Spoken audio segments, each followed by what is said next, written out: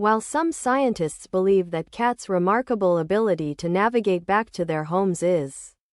attributed to their keen sense of direction, which may be influenced by the angle of the sunlight or the presence of magnetized cells in their brains acting as internal compasses, others propose that this phenomenon is actually an expression of feline wanderlust, where these curious creatures